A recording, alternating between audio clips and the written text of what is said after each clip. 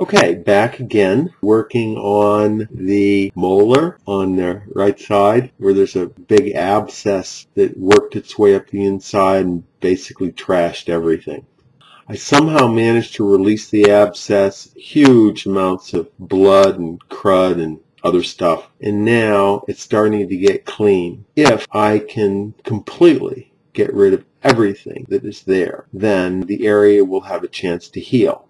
If I don't, the abscess is going to recreate itself. So I'm using this sickle here. I'm going very, very gently along the edge between the tooth and the bone, and I'm trying to dislodge anything that's left over. More or less what I'm doing is a big circle from the back of the tooth to the front of the tooth. And then if I can do that, that's a reasonable solution. I do not have to have all of the answers. But what I do have to have is that particular cavity of soft tissue, bone, and tooth. It has to be perfectly clean or else the abscess will come back. If I can get it perfectly clean, perfect healing is possible, believe it or not. Epithelial tissue goes in and lines everything, and it ends up getting a nice, healthy lining, and it creates a healthy perimeter. That is possible. So that's my goal, and if I can do that, then there's a good chance I'll be able to save this tooth, which is real good because I like my molars, I really do. So let's give it a try, and let's see what I can do. And this is very delicate work, so I'm using very much of a soft touch. Let's put it this way, if I spend another hour and I don't find anything, and yet that guarantees that the tooth will survive, that's definitely a worthwhile trade-off. Because you figure the tooth is worth at least a couple of $1,000 just to replace, so it's worth it to try to preserve your investment as well as being part of your body. So this is all time well spent, even for one little last piece of crud, if that is the last piece of crud. Now there's one area where it goes up in there and it's kind of scary. So it may be that I can't actually get to the deepest areas. That's possible as well. So this could be a wild goose chase. Or if I can't get there with the sickle, I might be able to get there with the Langer. So I'm trying to go real slow.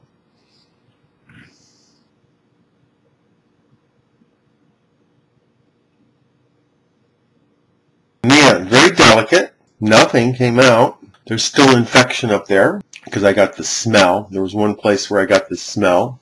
What I'm going to do is I'm going to go back to the place where I got the smell. It turns out it looks like the nerve is further away than I thought. That was just paranoia. I'm going to go to the spot where there's the smell. I'm going to scrape.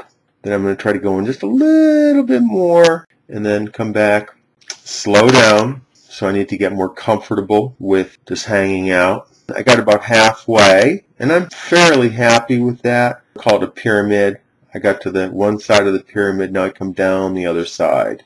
I would say at this point that might be acceptable because there's not that much there anymore. And usually when you get infections like this, it's caused by large quantities. It's not caused by small quantities.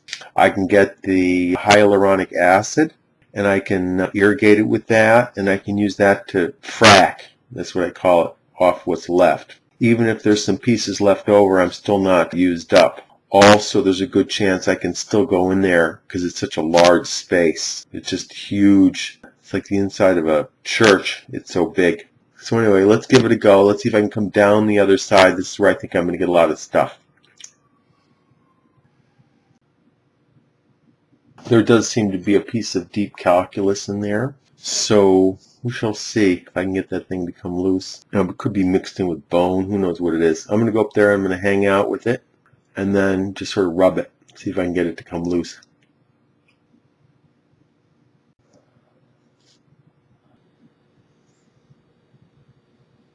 Another major piece of crud. Deep calculus, again with the smell. This would be like the deepest penetration of this abscess. So again, another piece that has the potential to recreate the abscess, including the smell. I only got part of it. There's still more.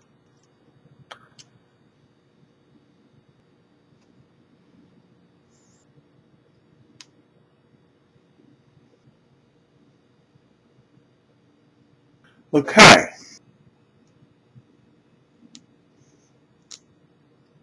Big piece that doesn't want to give up. Key to the kingdom, as they say. But I got part of it out. Go back and get some more.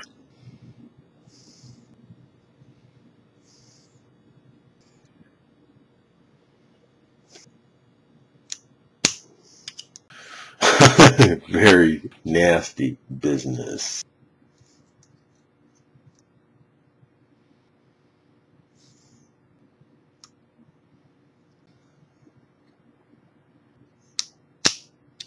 It's coming loose. This is the key to the kingdom right here.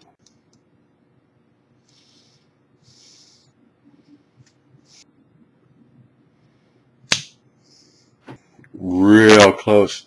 Real close.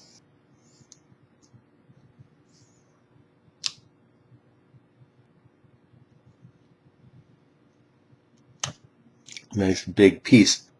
Okay, but not quite. Once that piece goes, that's the main piece that's holding this whole thing back.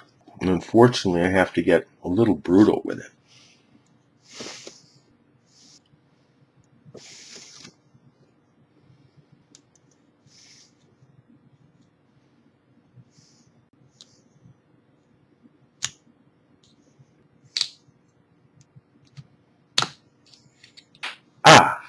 Okay.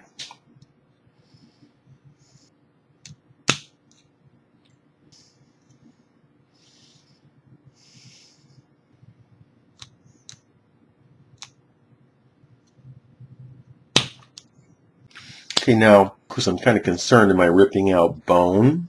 And the answer is no, I'm not. This is a loose piece of calculus that's attached itself in there, and it's grown to a large size.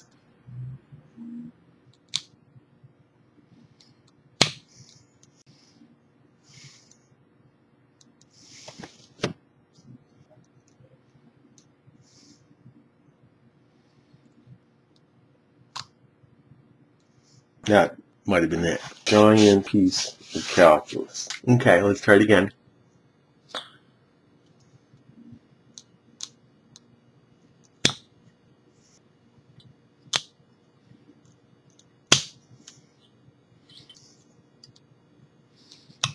There's still more. Try it again.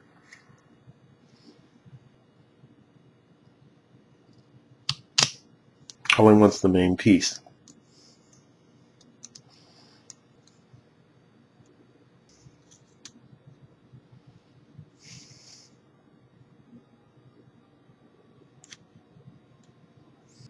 Okay, just let it bleed for a while.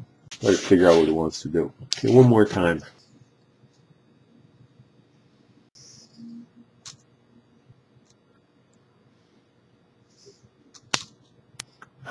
Hard to say what's going on there. I think what I can do is this. And you stick this thing in there and just let it sit. I just let it bleed. I think there may be more. Just let it bleed. Okay, what I did, which is very, very brutal, is I came around with the sickle around the inside of the molar, and then right around where it comes around to the front of the molar, there was a large formation in there. I pulled the thing down and largely got rid of it. Wasn't going to go easy either, so I had to tug on it and kind of manhandle it. It's going to bleed out for a while, and then once it calms down, then I'm going to go back and clean up the rest, and I'm going to end up with a clean tooth surface. So anyway, let's take a look at the hull here. This is that calculus formation on the edge of the tooth. And you can see at the end of the day, those things are just blobs. That's junk. That thing just had to go. That's calculus. So I'm cleaning up this abscess. I'm trying to create a clean perimeter so that I can get some healing to take place, which will take place as long as I get rid of all the junk.